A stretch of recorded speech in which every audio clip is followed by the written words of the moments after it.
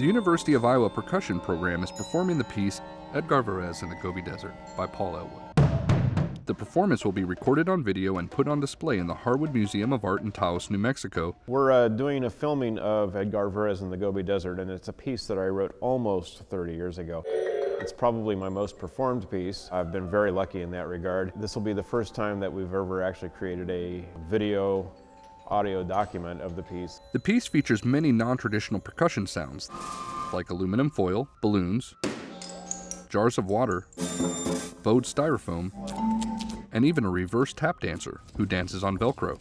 This is definitely very much non-traditional. This is about as non-traditional as you can get. I really do enjoy non-traditional things. I mean, as a percussionist, I'm often called upon to play random things, play this, pipe and play this bucket and play, all these things that aren't considered instruments originally. It was actually really a fun challenge. That's really what it is. It's just a big, a really fun challenge to kind of make music with these non-musical instruments. Kind of almost have to jump a hair early. Paul Elwood was on campus to work with the percussionists before the recording. He's always looking at non-traditional instruments to create percussion sounds. We're also using firecrackers in the piece.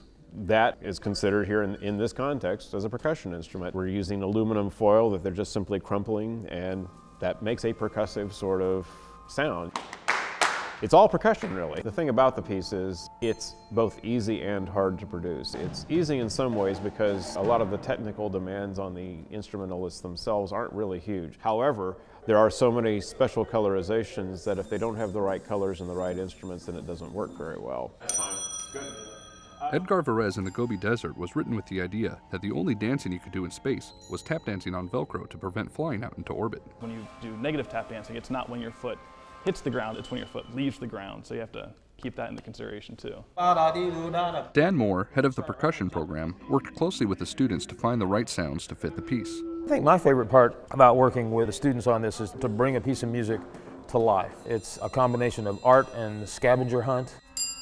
We're at the hardware store trying to find the best sounding glass bottles and how to put water in a glass jar and make it get the right sound when you move the water around. I've been to sporting goods stores looking for bird calls, just to find just the perfect bird call. We have some very unusual techniques that some of these students are doing for the first time, such as bowing a piano. The most fun thing about playing this kind of music is it's personal growth for me, it's personal growth for our students, because it's problem solving. He puts some things on a piece of paper and says go, and then we have to first figure out what he means, intends by it, and then how do you make it work? How do you bow a piano? And so all of a sudden we're set about to solve these problems. And I think for me, the journey to solving those problems is kind of the fun part. The students have been working on the performance all semester. The recording will be put on display at the museum for 3 months. These guys are playing the piece as beautifully as I've ever heard it played.